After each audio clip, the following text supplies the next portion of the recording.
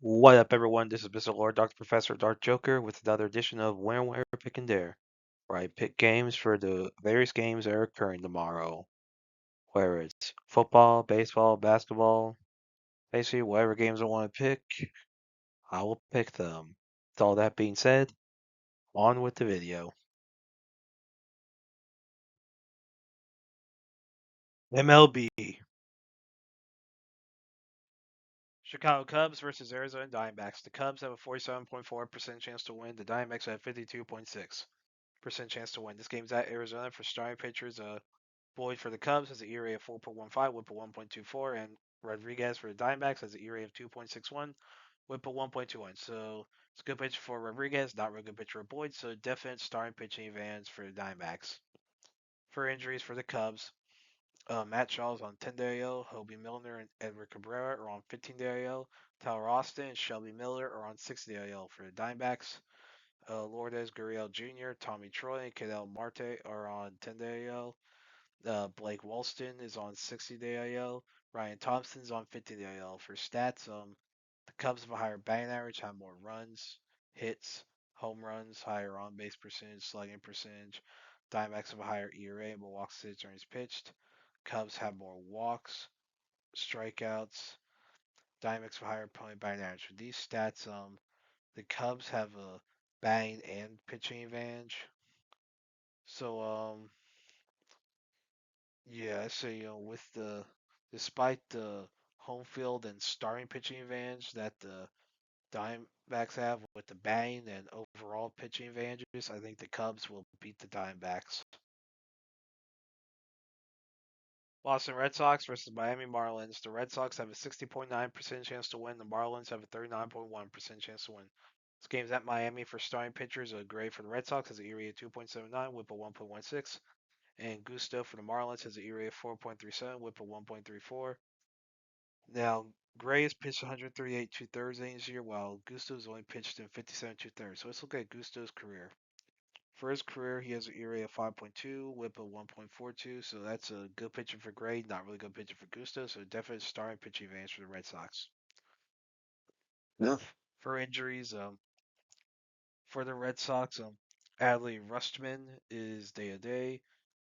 Roman Anthony, Trevor Story, and Isaiah Kiner Falefa are on 60-day IL. Garrett Whitlock's on 15-day IL. For the Marlins, Anthony Bender, Pete Fairbanks, Max Mayer are on 15-day IL. Ronnie Henriquez and Adam Mazur are on 60-day IL. For stats, the Red Sox have a higher batting average, have more runs, hits, home runs are even. Marlins have a higher on base percentage. Red Sox have a higher slugging percentage. Marlins have a higher ERA. More walks, hits, runs pitched. More walks. Red Sox have more strikeouts and a higher opponent batting average. With these stats, the Red Sox have a batting and pitching advantages. So, despite the home field advantage that the Marlins have with the starting pitching, batting, and overall pitching advantages, I think the Red Sox will beat the Marlins.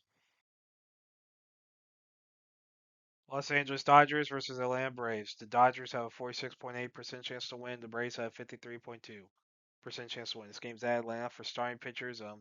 For Dodgers, Sasaki is an ERA of 4.42, WHIP of 1.3, and Smith Solver for the Braves has an ERA of 6.23, WHIP of 1.62.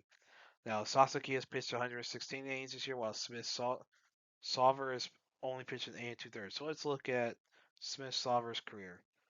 So for his career, he's an ERA of 4.03 and a WHIP of 1.33. So that's not really good pitching for either team. Not really seeing their difference here. For injuries for the Dodgers, Bobby Miller, Blake Trainen, Ben Casparius, and Will Smith are on 60-day IL. Will Klein's on 15-day IL. For the Braves, Ronaldo Lopez and Robert Suarez are on 15-day IL.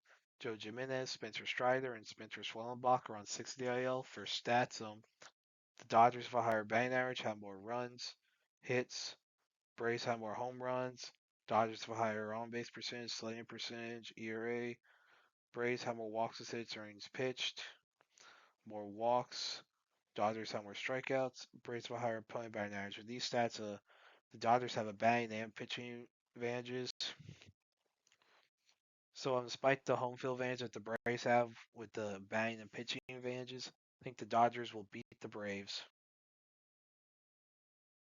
Texas Rangers versus Chicago White Sox. The Rangers have a 38.5% chance to win. The White Sox have a 61.5% chance to win. This game's at Chicago. For starting pitchers, Gore for the Rangers has an ERA of 4.26, WHIP of 1.23, and Burke for the White Sox has an ERA of 3.27, WHIP of 1.11.